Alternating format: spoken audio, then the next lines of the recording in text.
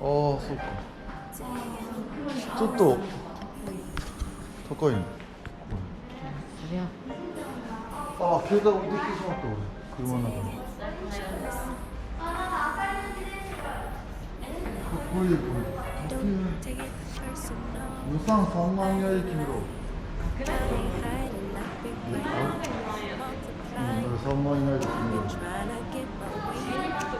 2万。これ売っとけよお前。ヘルメット買ってくれんの？ヘルメット買ってくれんの？ヘルメットあるって言えんの？ごめんなさい。ヘルメットある？届くか分からない。お前貸してとかんと。空気の入れ方なんですよ。ママチャリの空気入れじゃないです。筒式っていう空気入れが必要になるんですよ。これ空気入れなんですけど、ママチャリの空気入れだとごめんなさい、範囲になって筒式っていうタイプで、筒式の空気入れが必要になります。フランス。はい。で、空気ここに来ていただければ入れさせていただきますし、変換バルブっていうのがついて、ママチャリの実際空気入れに入るような変換バルブについているので、急いで。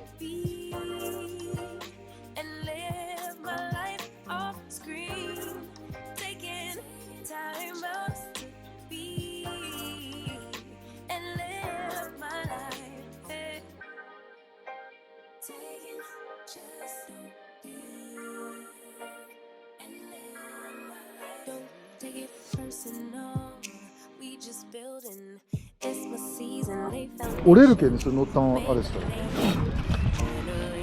おめでとうございます皆様。夕日がすごいいい。めいちゃん今。めいちゃん夕日がすごい最高。